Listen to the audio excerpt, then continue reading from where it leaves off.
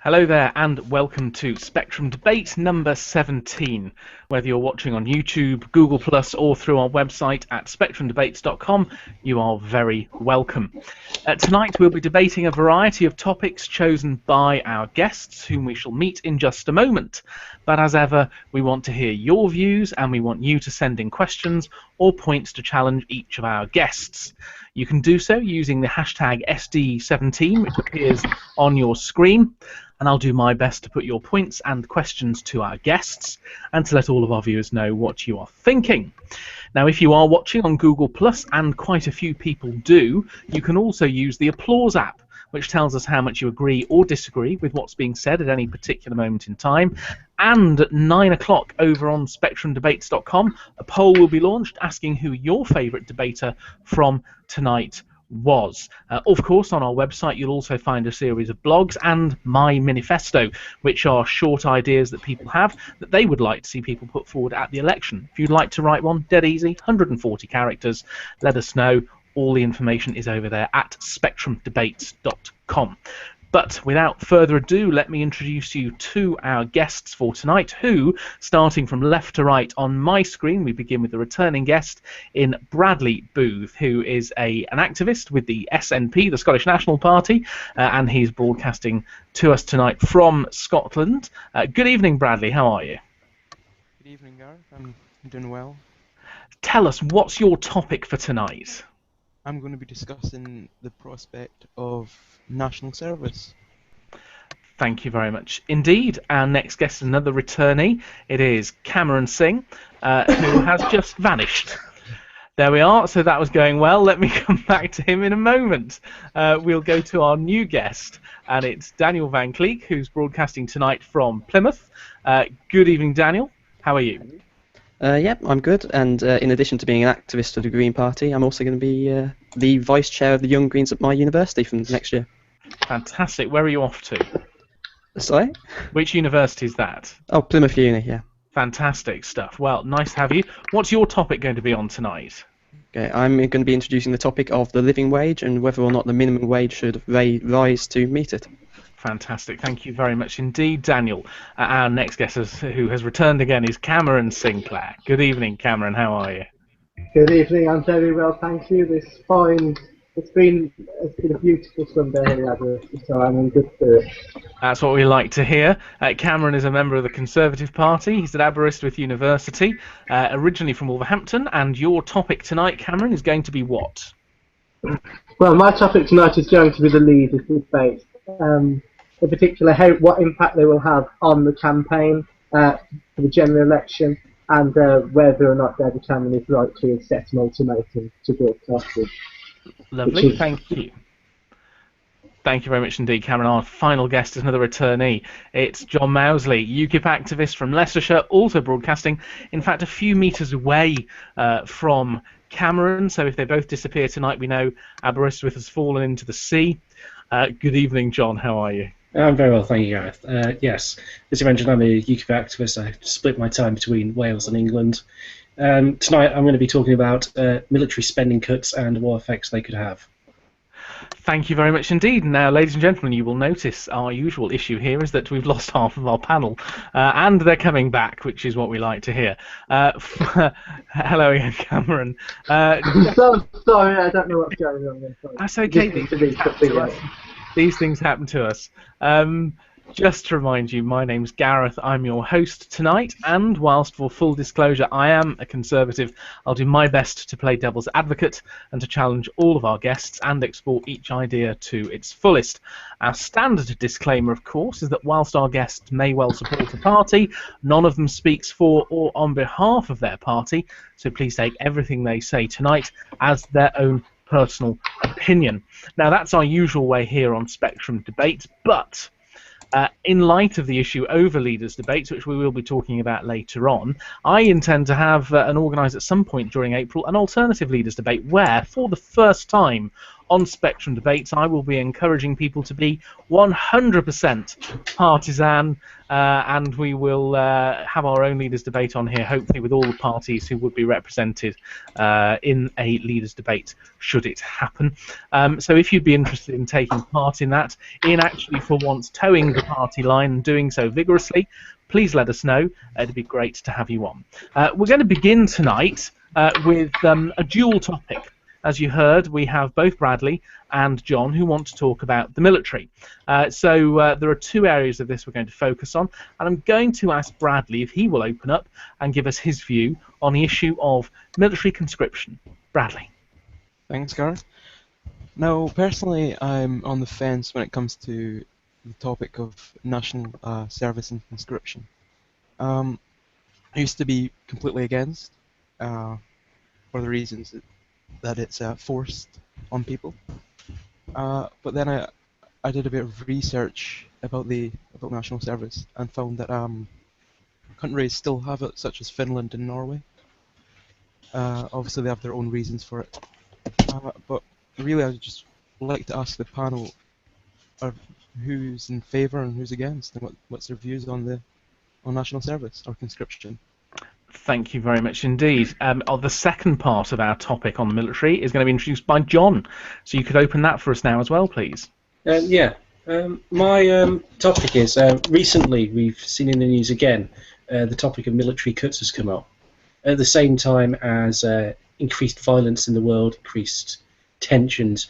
I'm just wondering if the panel thinks, after the first round of large military cuts and perhaps the confusion and morale effects this had on our military, whether another round of military cuts that the leadership of our country is refusing to deny may be possible, whether this is sensible for the nation at this time.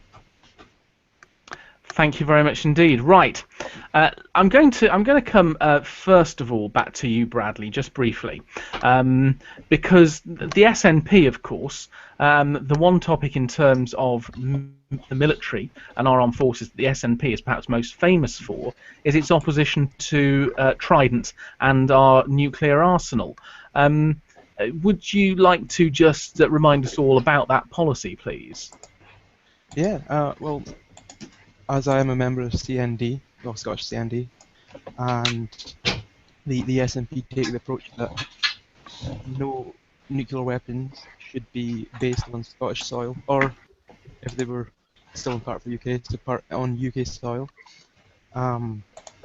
See, it's an obscenity, and it's ridiculous in spending a vast amount of money on scrap metal, as we like to call it, while there's children relying on food banks. Thank you very much. Well, that's nice and clear. I wonder if anyone here has an alternative view when it comes to that. We'll explore that as we go along. Daniel, what would your view on national service and conscription? Well, personally, I'm absolutely against any form of national service or conscription. Forcing people to enter any sort of military organisation is just simply, in my view, morally wrong.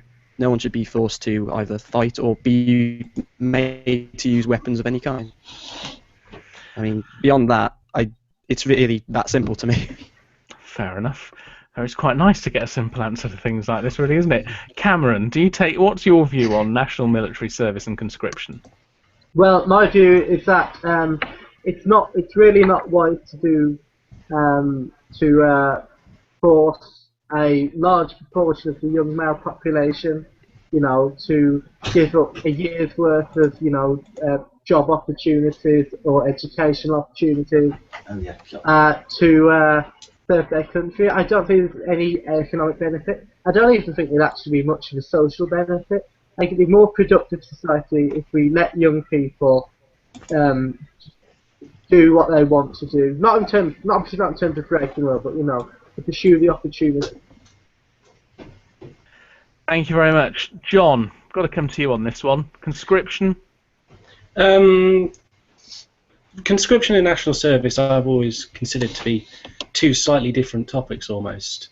Conscription, through history, something the British Army military always prided itself on was it was a volunteer force.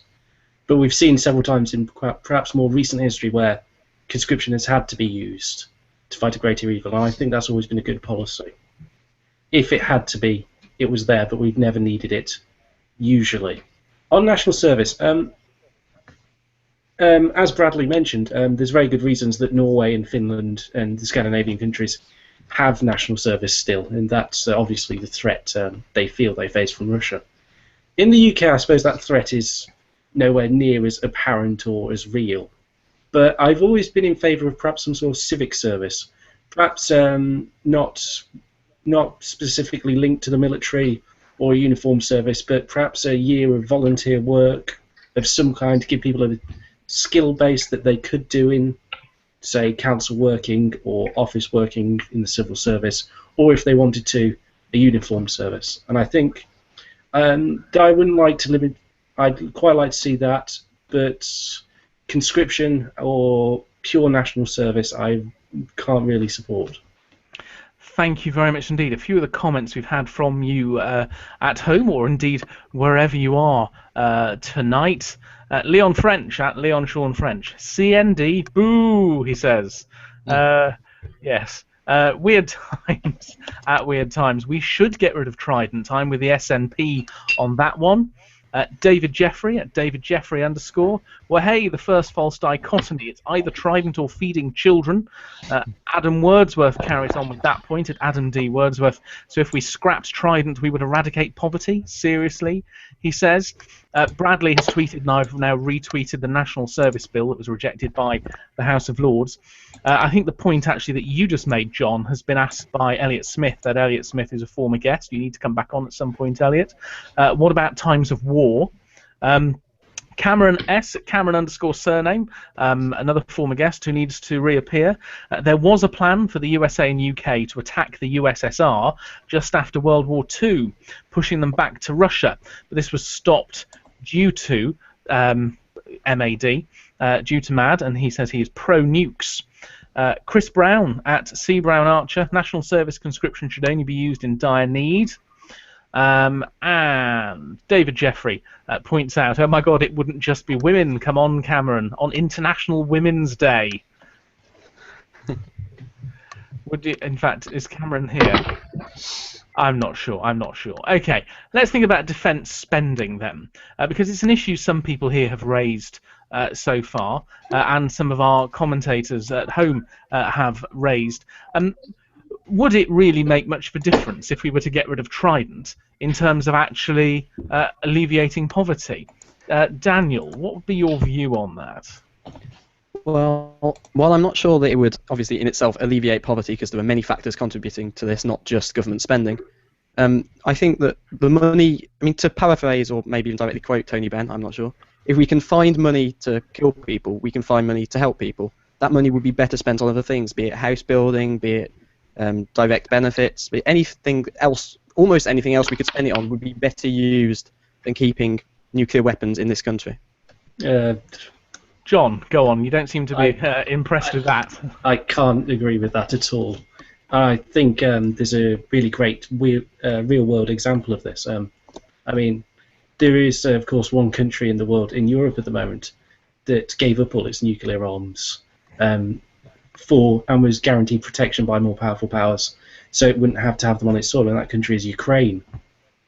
I don't want the Ukraine situation to be a UK situation, to be honest. I mean, would we really face an issue like that, though? I mean, if we were to get rid of wouldn't, weapons, you know, are we really going to face a situation where the UK will be invaded and simply because we got rid of them?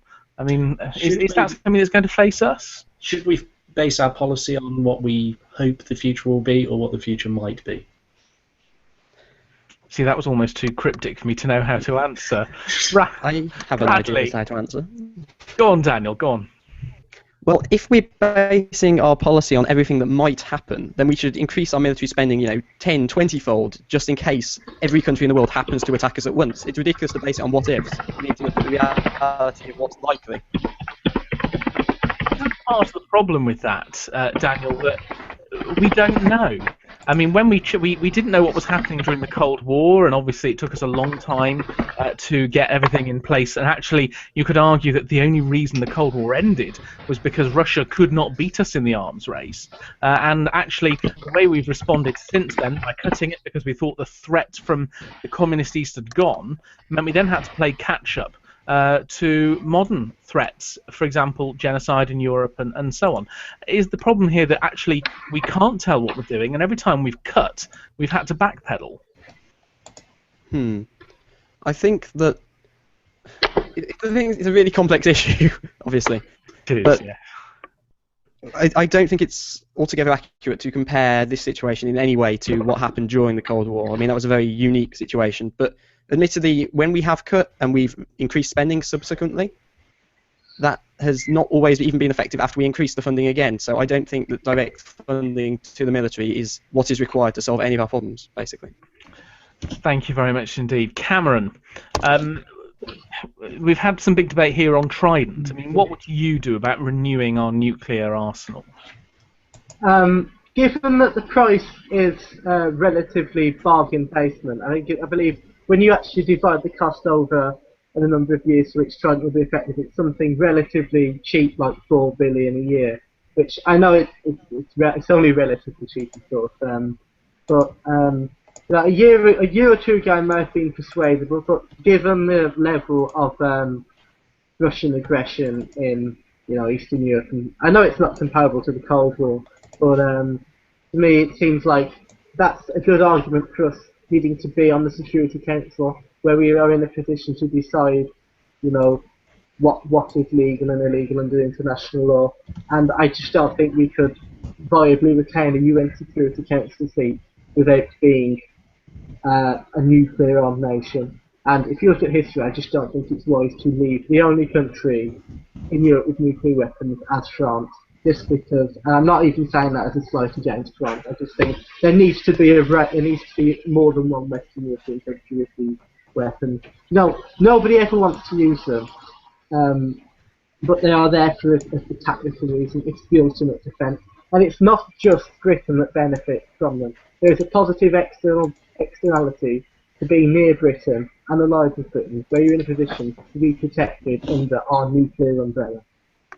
So yes. In short, renew Trident. Thank you very much. A few more comments that people have made here. Elliot Smith, hide the nukes in a pink van. On today, of all days. No. David Jeffrey, of course you have to base your policy on what-ifs, because you obviously can't predict the future. That's an idea echoed by James, who's at Galasite. We keep asking ourselves if we're in a second Cold War. I think that's proof we already are in one, and that it's entirely sensible and reasonable to base these decisions on what-ifs. Where are we? There was another comment here that I wanted to read out, but naturally, yeah, Joe Pattinson. Let's not forget that civil service doesn't necessarily mean military, but also for voluntary service opportunities too. Weird times. It's the UK's delusions of grandeur and constant interference around the world that puts us in danger. Dump NATO, lose the nukes. Elliot Smith says he's agreeing a lot with John Mousley's views. Does he have a Twitter account? Yes, it's at Les Fox, and you'll see it on the corner of his screen up there, Elliot, as all of our guests hopefully have. Here's a quandary for each of you. I don't know if anyone wants to think about this one. This was put to me at one point by a philosopher. We could probably get rid of pretty much all of our armed forces if we kept our nuclear arsenal, on the basis that if anyone attacked us, we'd just wipe their country off the face of the planet. Wouldn't that be a sensible way to save money and protect ourselves? Half. I suppose the problem would be their army would still be here and they'd be really angry. Well, surely the trick would be to launch them before they invaded, before they actually set foot. As soon as someone is trying to invade, we obliterate their country. On a purely sort of philosophical basis, would that not make more sense than having it alongside conventional military forces? Anyone? Well, I think... Cameron, go on. Okay, thanks. Personally, I think that's very short-sighted, because it's not just... Nuclear weapons are not just about the defence of this country or the countries nearby. They're about defending perhaps one country relatively far away from another one nearby. I mean, what good would it do? Or perhaps even, if you, in terms of military intervention as a whole, sometimes you have to defend one group within the country from another group. For example, I don't see how, for example, during the Yugoslavian war, how nuking Belgrade would have done anything to help the the Bosnians or the Kosovans. It probably would have inflamed the situation, because then the Serbians would have felt, well, we may No, as well indeed. send people.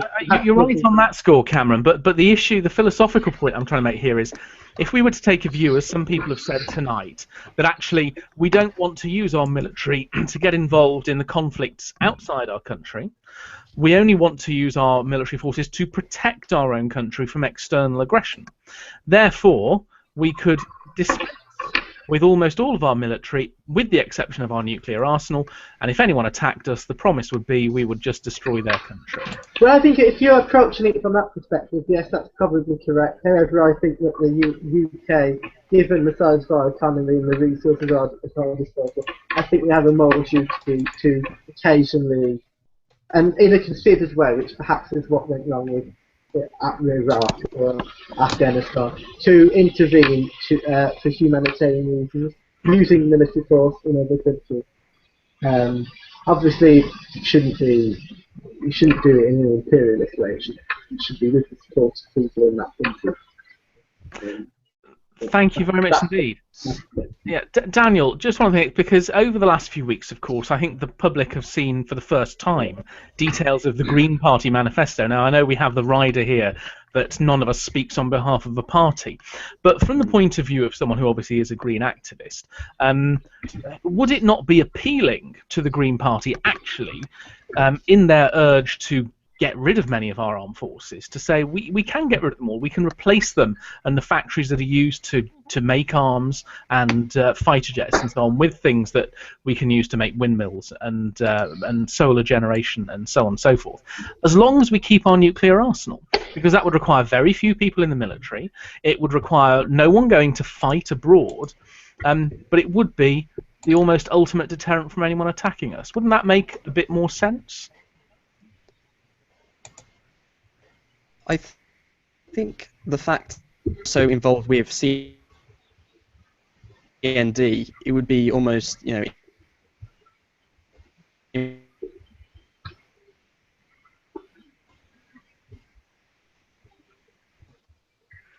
don't know if anyone else is having trouble hearing Daniel. Possible for us to take that sort of position. But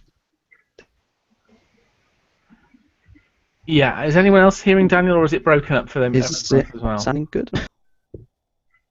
Yeah, we appear to have frozen. I'll come back to you in a moment, Daniel, if that's okay. I think that was what was happening with me earlier, but it's fine now. It's spread from Aberystwyth to Plymouth. That's what's happened, hasn't it? Okay, well, we'll come back to that specific point in a moment. Let's think about defence spending. John, UKIP, their view, and again, obviously the rider about party here, but UKIP's view is we should increase our defence spending. Yet, UKIP's view is also we should not use our military. Is that a sensible way to spend our money? I think there's a couple of caveats with that.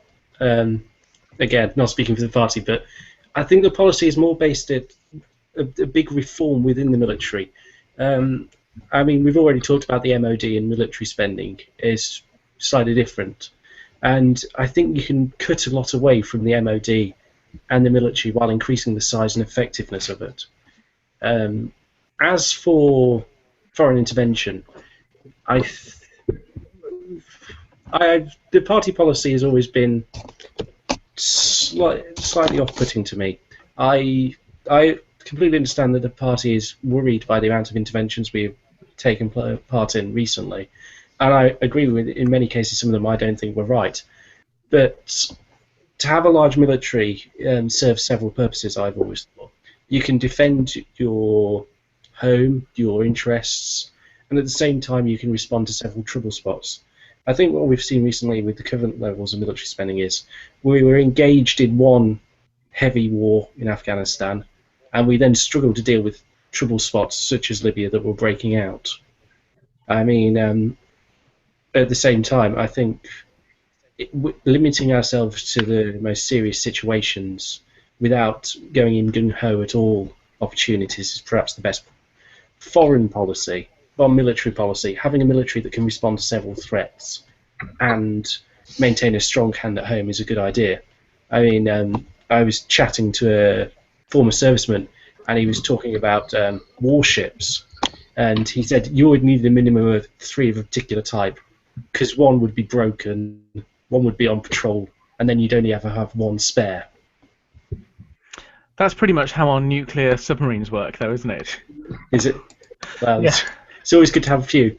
It's always amused me that we have 2 aircraft carriers, so it's one's broken at all times, then we have one we can do several things with. Fair enough. Daniel, obviously we had issues here. Just to give you an answer, to give you a chance to answer the point, I'm going to come to Bradley after that to answer the same point. Would it not make more sense for a party that doesn't really like armed forces and thinks we can use those skills better to get rid of most of our conventional armed forces and just keep a really small group that would protect us using a nuclear arsenal? Okay, so we don't believe. I know I'm speaking for the party here, even though not if that makes sense.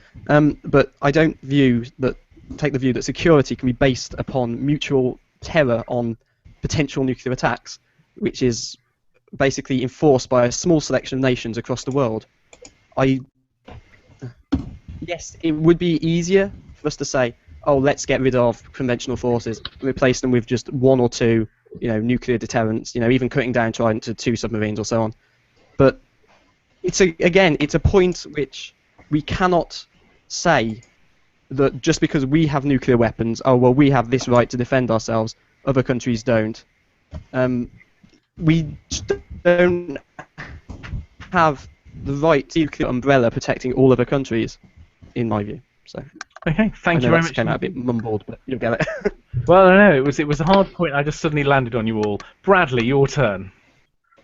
You're muted, by the way. Oh, you're back. Yeah, here we go. Well, the SNP aren't. I don't really speak for them at the moment, but aren't against the. No, they're against military cuts. We're purely against Trident. But going back to my point about food banks and Trident, I wasn't suggesting that ridding our country of Trident would rid our country of food banks. Purely that while 1 in 5 children in Dundee at the moment are relying on them, I don't feel comfortable spending a vast amount of money on Trident nuclear weapons. To me, nuclear weapons for the UK Trident is the UK trying to pretend it's still a superpower. I think we need to get over ourselves and stop using this evil Russia excuse and start spending money on things that matter, that'll help people purely. Okay, thank you very much indeed. Right, a couple of comments from our viewers, and then I'll ask our panel if they have anything closing in general on military spending, conscription, Trident, and so on and so forth. SD the Gossip has created an absolutely marvellous image of a nuclear umbrella there for Cameron. Which is great. Robert Winfield 2. Absolutely, if we do not possess nuclear weapons, we will be open to nuclear blackmail. A confused ninja, Ian at a confused ninja, even nuking a single country far away has global ramifications. So even then, people would doubt our willingness to do it. David Jeffrey, let's not talk about the Green Manifesto. Still bitter that they sullied the reputation of a feasible basic income scheme. I can't believe you were mentioning basic income, David. Where did that one come from? Where are we? Adam Wordsworth again. But then there is no option for a proportionate response. It's annihilation or nothing. That's in relation to that philosophical point about replacing everything with nuclear weapons. Alessia at Upon a Cloud, can someone fill me in on what's going on while I battle with Wi-Fi on a highway? If anyone would like to tweet Alessia what's going on, please do have a word there. Elliot Smith, what are we going to do when another Arab Spring happens? Are we going to nuke it instead of sending in forces? Cameron S, we should always be more than fully armed, fully fit, and fully prepared. And Elliot Smith, no, I've just read that one out, haven't I? Josh Kerridge. When you're not fighting, money can always be spent on military research to help precision and reduce not needed deaths, but the philosophy is that you wouldn't have to, because no one is stupid enough to even attempt it. And the final comment from our public tonight, James at Galecite: evil Russia doesn't work as an argument. It might have been a reasonable line around 2 or 3 years ago. Okay, final comments from any of you on the panel on this matter before we move on to our next topic. On military spending, I'm glad to see we're all considering different options and that no one is quite happy with the current direction. Thank you very much indeed. Daniel? Okay, well, I'm sorry I came out a bit muddled earlier. In terms of this issue, this whole issue of what we should do with our nuclear weapons, a lot of people probably assume that because I'm a Green, that my opposition to nuclear weapons is based on potential harm to the environment or harm to the planet. But it's just the sheer fact that what sane leader of a country would say, oh, this is the right time to nuke this country or another? Like, I would never want to have someone running our country who would be willing to ever use nuclear weapons. Thank you very much indeed. Cameron? I think I've said all I need to say on this subject, to be honest. Fair enough. And Bradley, you get the final word. Well, I haven't moved from the fence on the topic of national service, but for some reason every time I'm here, Trident always comes up. Thanks to John. But I think, yeah, nobody really at the moment is happy with what is going on with our military spending. It's good to see the different opinions on the panel. Thank you very much indeed. Thank you all for your comments at home. Just a couple more to finish off here. Weird Times points out that military cuts have fallen disproportionately on English regiments. See also the end of 1,000 years of English shipbuilding. And there are some interesting debates going on between some of you online about the nature of the Cold War, the role of Russia, and UK military spending since World War II. So that's some good stuff there. And the final one, Joe Pattinson: who's going to say sorry and make the UK look pathetic if a serious attack occurs when Trident isn't there to protect us? Okay, we're about to move on to our next topic. Before I ask Daniel to open that one, just to remind you, if you'd like to write a mini manifesto, the One Topic My Manifesto, or if you'd like to write a more extensive blog post, please do. Over at spectrumdebates.com you can see them, and we've got all sorts of stuff there on from VAT, poverty, guns, sex, all sorts of stuff covered on that website. Go and have a look, and please do join in. It takes 5 or 10 minutes to write a My Manifesto, and we've had some great debates going on that. Our next topic is going to be introduced by Daniel Van Cleek. Okay, so my topic is the extent whether or not the minimum wage should be raised to meet it. It's inspired by, this particular topic is inspired by the fact that in Solihull recently, Green councillors were pushing for Solihull to pay its core council employees the living wage of £7.85 per hour. So they were supported by the Lib Dems and Labour in this endeavour, but were blocked by the Conservative majority. Personally, my view is that it's relatively simple, that the living wage is calculated in such a way that it's the amount that if someone worked full-time on it, they would be able to live on it, as the name would imply. Surely the minimum wage, if someone's working full-time minimum wage, they should be able to support themselves just on that job. Thank you very much. That's nice and short. John? Oh, thank you, Gareth.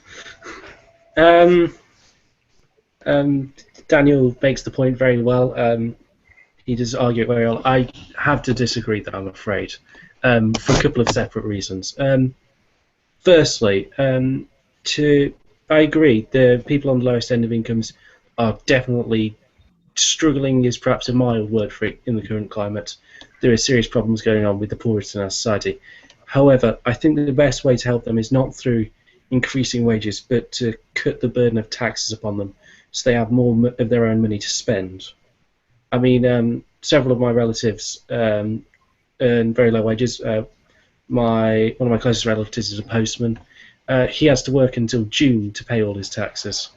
I can't see how that's fair. Secondly, I'm going to be really obvious as a UKIP supporter and mention immigration and open borders. The minimum wage in the UK is over 6 times the size of the minimum wage in Romania.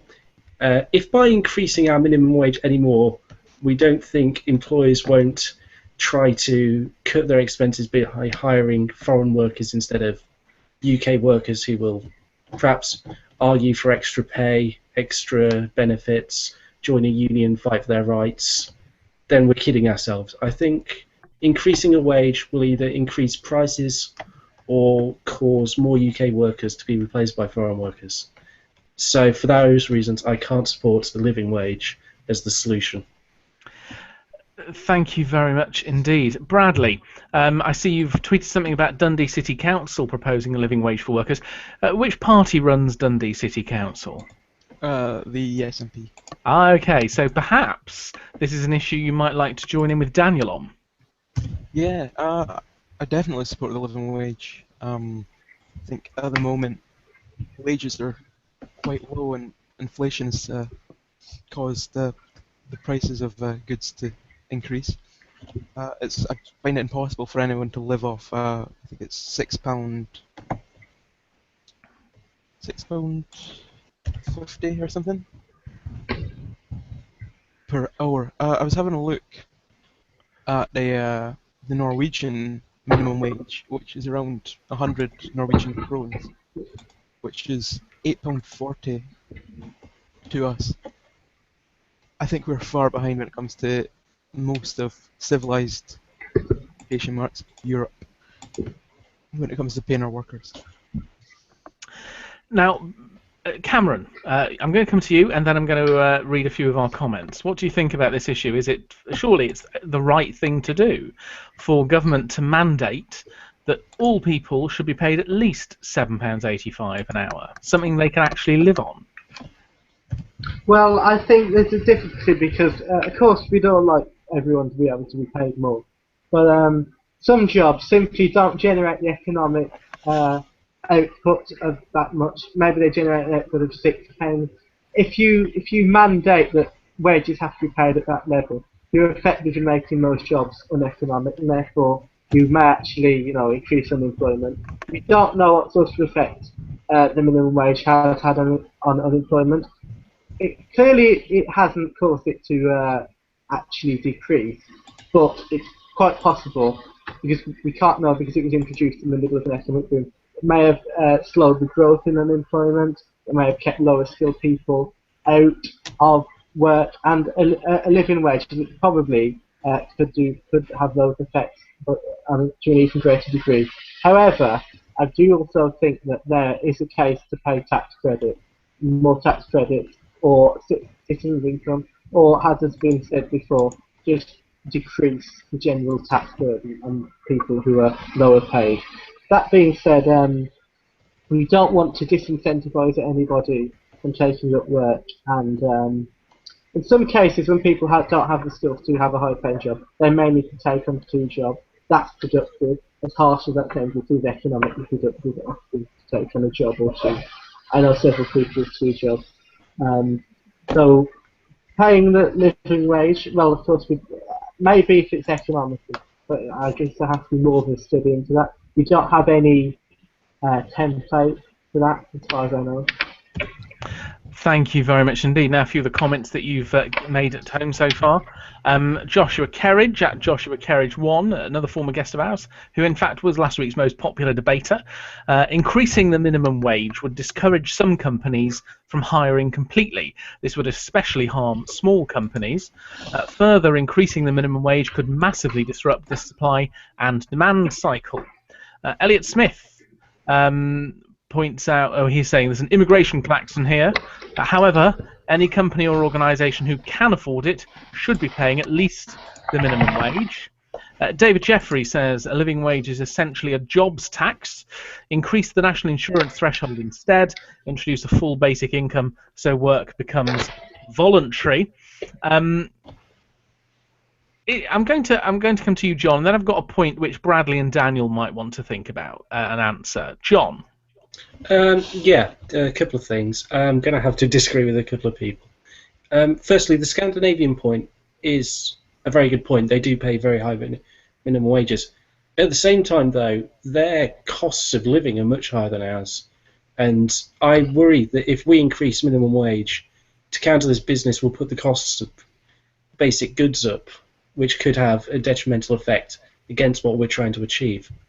Also, Cameron, you mentioned economic productivity and incentive. I disagree with you on this. I think the people doing those jobs are doing whatever they can to provide for people, and they are trying to be as productive as possible. So I don't think it's not that they're productive. I think the burden placed upon them is the thing we should be tackling, not questioning whether there is economic productive enough to be worth more money.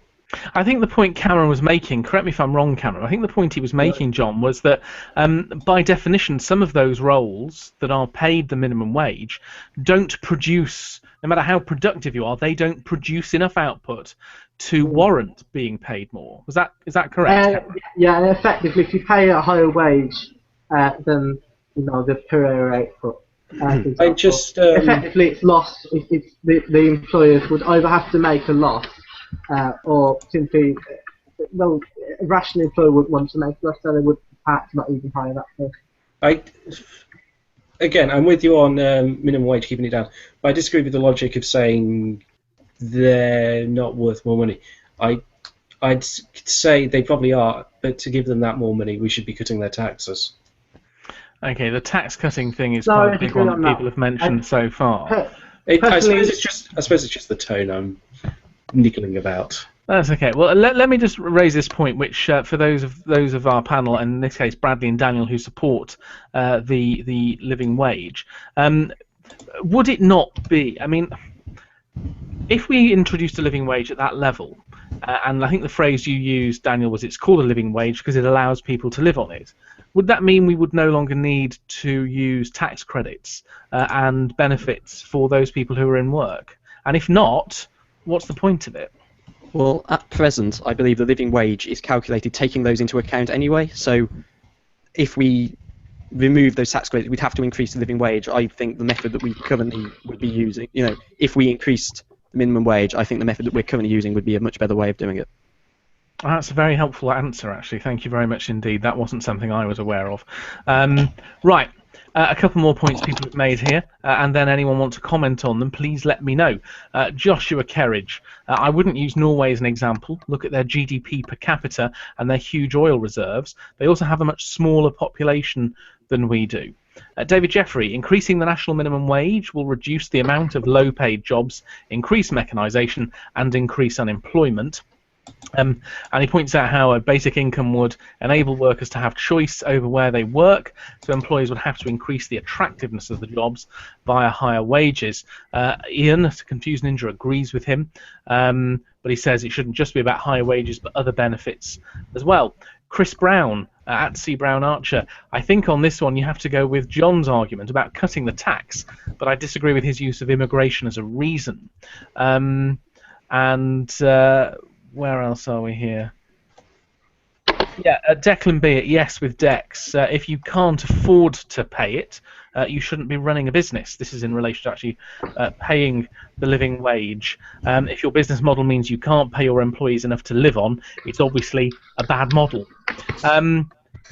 John, you want to say something about the immigration point? About the immigration point, yeah. I think it is fair to mention immigration when talking about minimum wages at this point. I think we'd all agree Nigel Farage talks a lot about immigration, and lots of people accuse him of sometimes exaggerating. Last year he said, since we had such a generous system, approximately 50,000 Romanian and Bulgarians would come here each year. This year we've seen it was 187,000.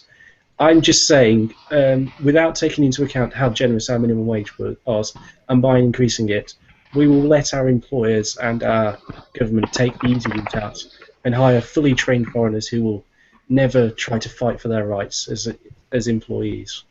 And that will have a disastrous effect on the UK working class. Okay, so we have two completely diametrically opposed points here.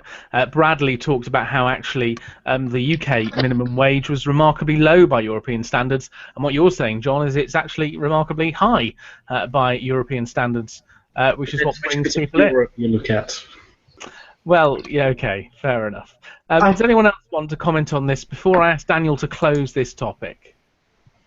I think it's fair to comment on this point that there are several European countries, quite prosperous ones, with low rates of unemployment, high wages, etc., which do not even have a minimum wage, let alone a compulsory living wage. But what they do is they have lower marginal tax rates for lower earners, and they supplement incomes with tax credits, or they have basic social programs that cover everyone and therefore reduce people's expenses.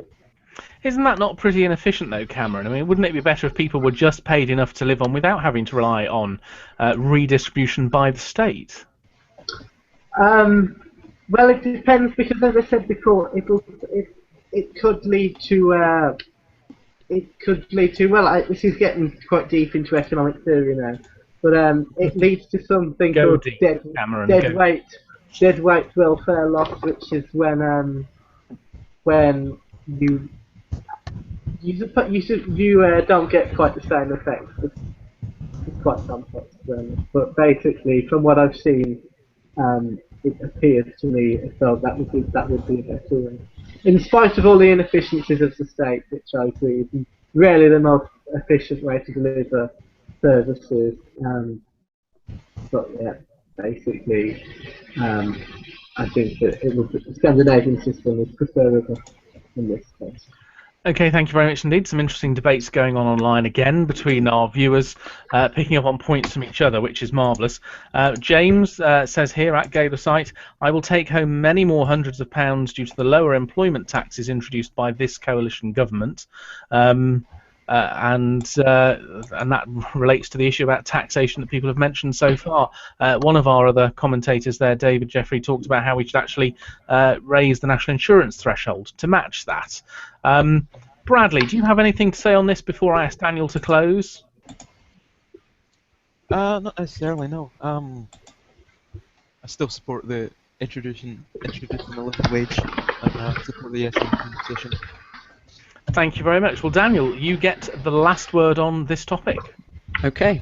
Well, my last point to make about the living wage is the fact that countries including the Netherlands, Australia, I'm just getting my memory right here, Monaco, and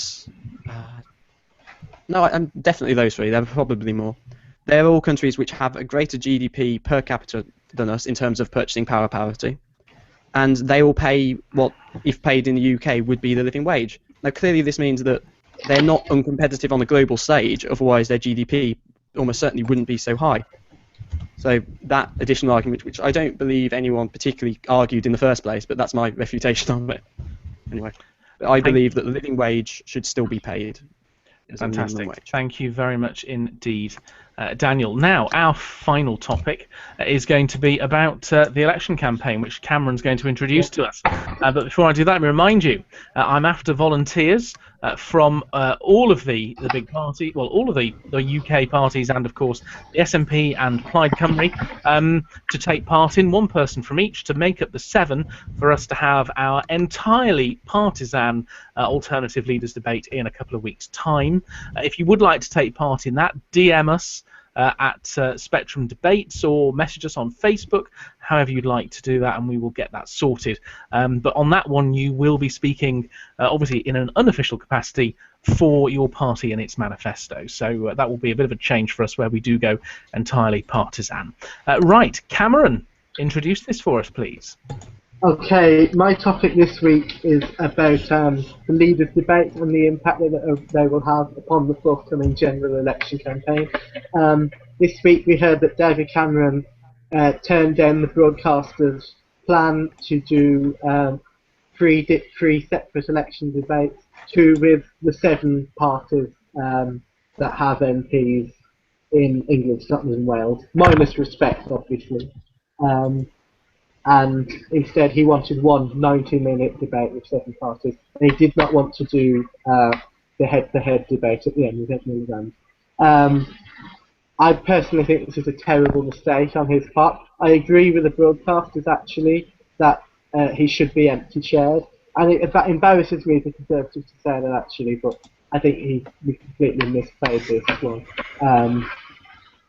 I definitely think that, to save face, no, Cameron ought to complete these debates. They're not a constitutional necessity, and I don't agree with Ed Miliband's plans to make them compulsory. I think that's an absurdity. But I think that, in terms of our political culture now, they're going to be too deeply ingrained for one party to ever try and dictate the terms or derail them. Personally, I believe that they should go ahead as planned, and the broadcaster has a right to insist that they will. And if he won't participate in them, maybe I will. Thank you, Cameron. I don't know if you might be able to tell me. Obviously, like you, I'm a member of the Conservative Party. But can you tell me why? Why do you think Cameron is trying to shy away, in particular, from the head-to-head with Ed Miliband? Because my personal view would be that he would probably quite handily beat Miliband in that, and doesn't have much to fear. Why is he avoiding it? I honestly can't work out. I can't work out his reasoning. I think that that would probably be the debate in which he would do best as well, because Miliband. I don't like to say that Miliband's a rubbish leader, but he's not as popular as Cameron. He doesn't get his points across as succinctly as David Cameron can. I'm baffled because I think this government has a decent record. I don't think we're the greatest government there's ever been, but I think this government has a decent record. Could easily beat off the Labour opposition to it, and I'm actually baffled because the only reason I could think that he'd want to have fewer debates would be to have one less debate with Nigel Farage in it, or alternatively to be shown up by the three female leaders of the SNP Floyd and the Green Party, and for them to make the other four look like some sort of guys club or whatever. But you know what? I am honestly baffled because ultimately these debates could easily work to the advantage of the party. I am now quite worried that David Cameron is somehow subtly trying to throw this election away. It's really baffling to see. So basically, long story short, I don't know. Thank you very much indeed. A few comments, and then I'll come to the rest of the panel. Leon French, election leaders' debates are going to be rubbish. They won't make any difference anyway. Weird times, who will speak for England in this debate? Ian, at A Confused Ninja, leaders' debates are a symptom of a confused electoral system. We're supposed to elect an MP to represent us, but party is important. Elliot Smith, rightfully so. I would rather Cameron be doing more important things than wasting that much time on a TV debate. Weird times, why are members of devolved assemblies speaking in a debate about the UK Parliament? Elliot Smith, Miliband's plans to make TV debates compulsory is an ill-thought-out, spur-of-the-moment plan to try and create good publicity. And Chris Brown, Cameron's scared at the problem that's the problem, and with a choice like this, he should be scared. Cameron S, lots of Camerons here tonight. I don't know why DC is avoiding it. The economy's going well, jobs good, safe hands. Ed looks, sounds, and is weird. Who advises him? And William Brown at W_O_Brown. Cameron, and you are right in your bewilderment of DC's actions. And Mark at Sir M. Lucy. Yes, they only encourage voting. Who'd like to go? I'm going to go to Bradley. What do you think? I don't necessarily think that we need the debates. I'd just be happy with one debate, and that's the debate with all 7 party leaders. I don't know why Cameron's shying away from head-on debate with Miliband. Sort of baffles me because Miliband is as charismatic as a limp sock that's been out in the rain. There's nothing appealing about him to me and to a lot of people. So I don't know why David Cameron's shying away from him. We've had obviously a slightly cheeky comment here from 2 people, Bradley, who sort of agree with that point you've just made. Elliot Smith, maybe Cameron thinks he doesn't need to embarrass Ed in person. He just needs a bacon sandwich to do that. Leon French, I think David Cameron knows he would wipe the floor with Ed Miliband and just doesn't want to embarrass him. It's kindness, really. Is the point here, though, from your point of view, that actually now, since the complaints that Cameron made originally, the SNP are going to be involved in that sort of seven-way debate? It's in your interest, isn't it, to keep it like that and not allow Cameron and Miliband to have a second separate debate? I suppose it's in my party's interest, but out of my own entertainment, I'd rather have all the debates.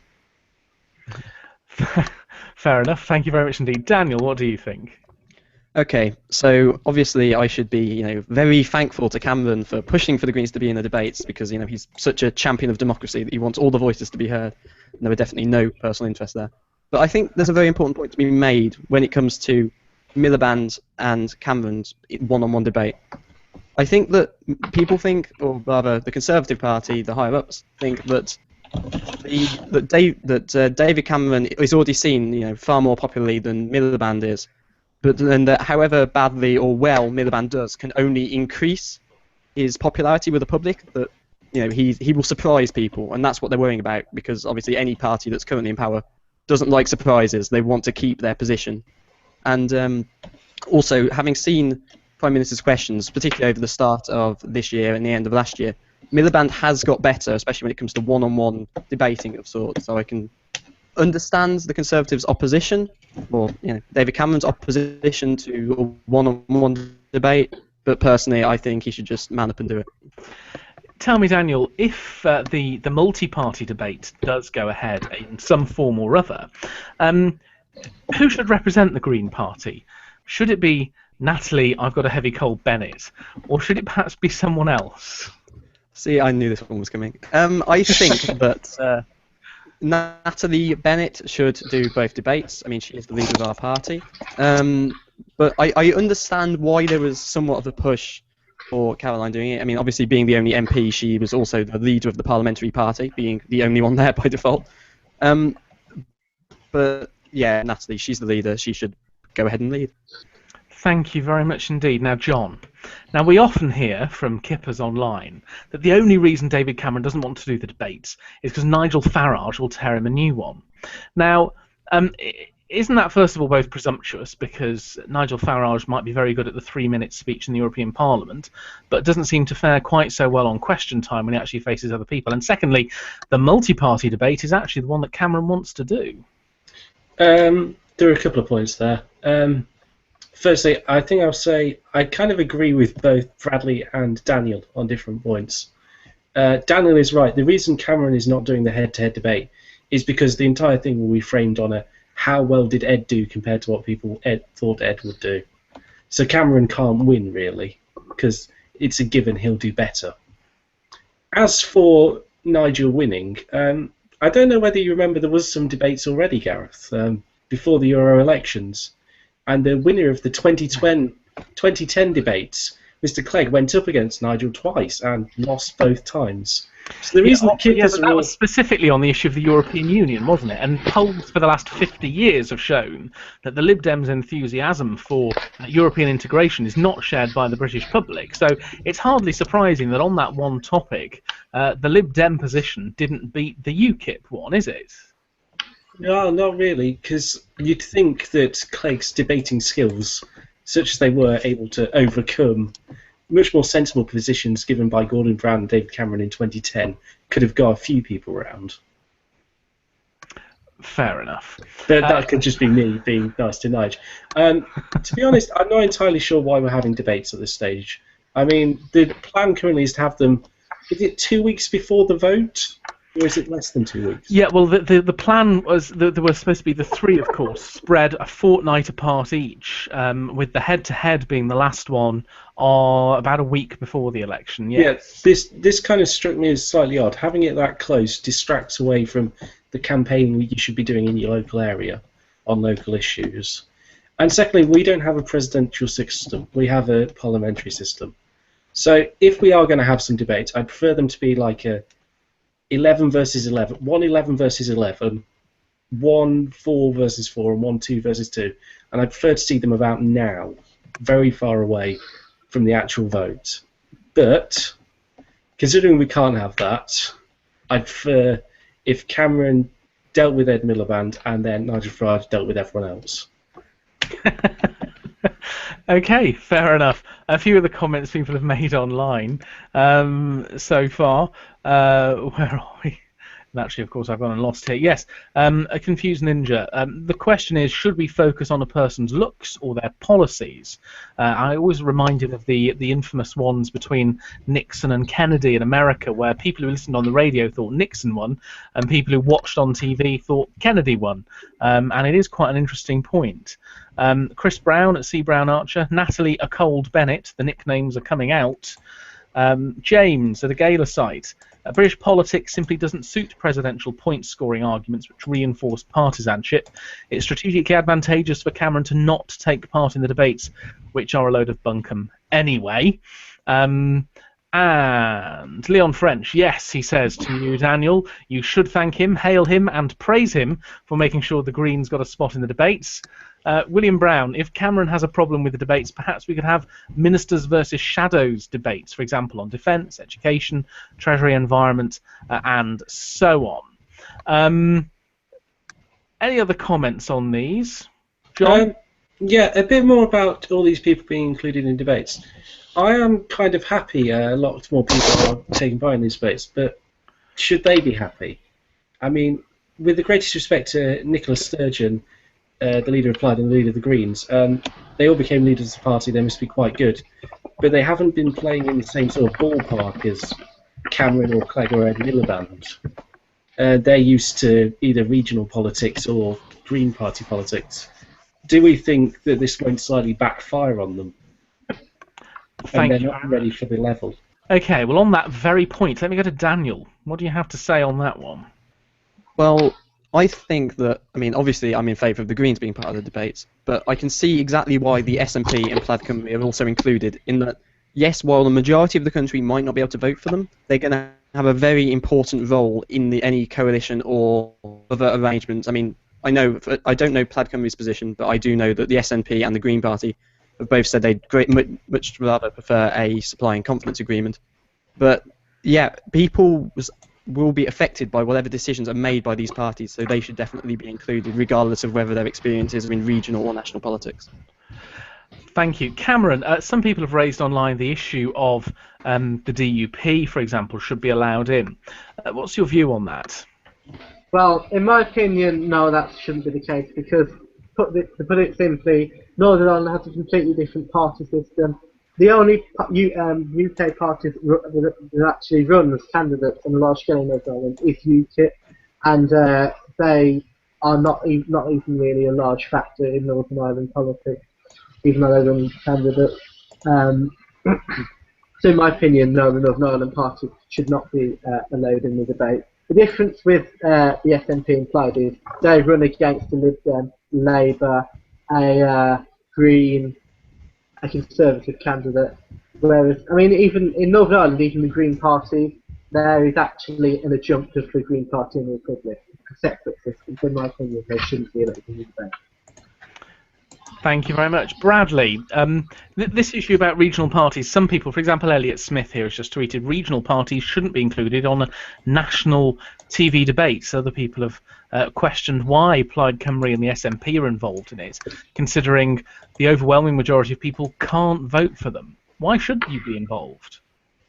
Well, to come back at John first about the class of the regional politics, I think being head of the second largest government of the nation in the UK gives Nicola Sturgeon some experience, probably more experience than some of the backbenchers of Westminster. I'm looking forward to the debates. I think Nicola will do well. I'm not sure. I've not really seen Leanne Wood come ready to debate much. But I think it'll be a good debate. As for why the SNP should be included, I can only speak for the SNP. As the polls are showing, we look to be winning a majority in Scotland. If that's the case, then we have a knock-on effect on the rest of the UK. So surely it's better for the rest of the UK to see what the SNP is all about, what we support, what we're were suggesting we would do. And to go back to the referendum, we were told that we were a valued member of the Union. So for Scotland to have its voice heard, or if we do vote SNP, that is our democratic voice. Surely it's better to have that be able to broadcast to the whole of the UK. Thank you. Bradley, on the point about the SNP, and to an extent Plaid Cymru as well, my understanding is Nicola Sturgeon, as First Minister of Scotland, as an MSP, will not be standing for election to Westminster. And Leanne Wood is a member of the Welsh Assembly, and my understanding is she's not standing for Westminster either. Why should they be the representatives of, I mean, unlike Natalie Bennett, who is standing for Westminster, why should those two represent those parties in a debate about the election to the House of Commons? That's a good point. I don't really care about who represents the SNP during the debates, although I think Nicola should, as she's head of the SNP, she dictates what we support. So going by that, I think she should be speaking for us. Shouldn't it really be Alex Salmond? After all, he is standing for Westminster. Well, he doesn't hold any power in the SNP at the moment. Surely it should be then Stuart Hosey. He's the deputy leader of the SNP, and he's running for Westminster. Or Angus Robertson, who's the head of the Westminster group of SNP MPs. Okay, but essentially it really shouldn't be Nicola Sturgeon, should it? Well, she really is she is our representation. She doesn't dictate. Sorry, wrong words. We vote on all the issues.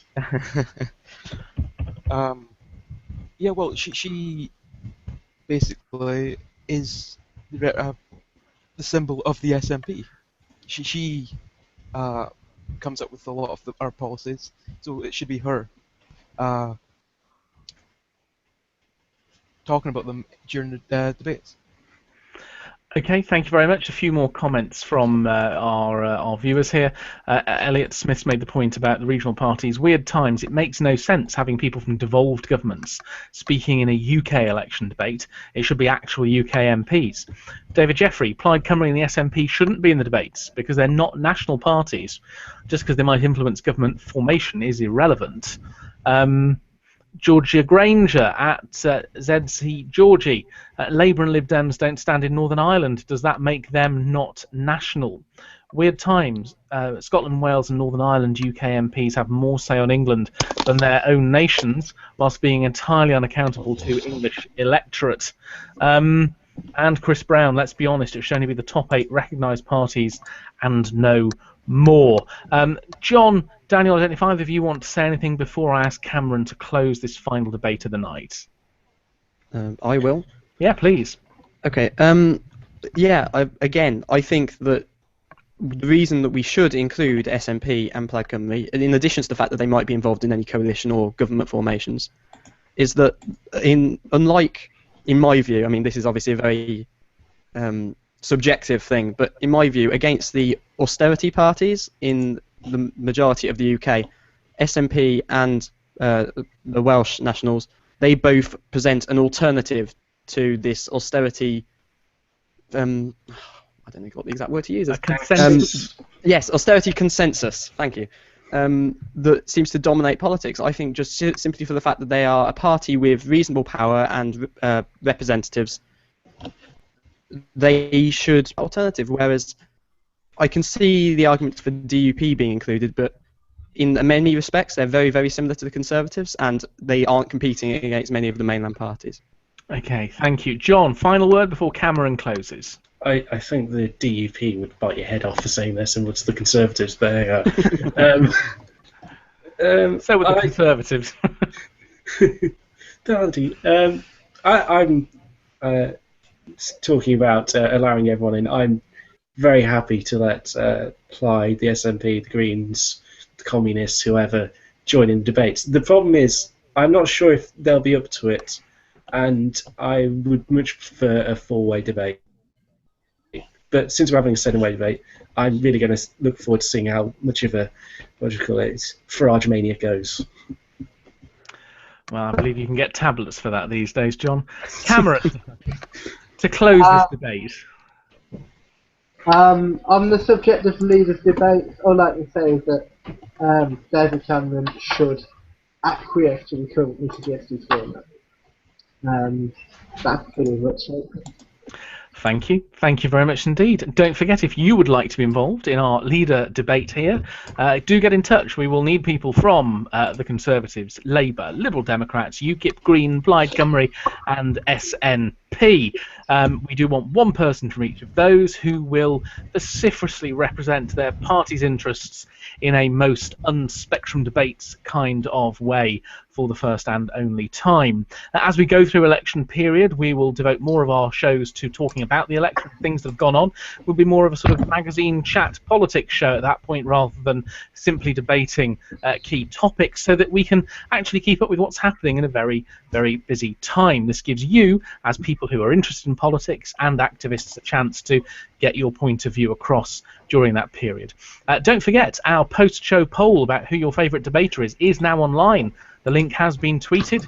It's all there. Do go and vote. Let's see if we can beat last week's record of 290 votes. There were only 7 votes in the top 2 places last time, so do get involved. It only leaves me to thank our guests who were tonight. Bradley and Cameron and Daniel and John, thank you very much indeed for taking part. If you'd like to appear down here next week, do get in touch. Enjoy the rest of your weekend. Good night. Good night. Yeah. I know.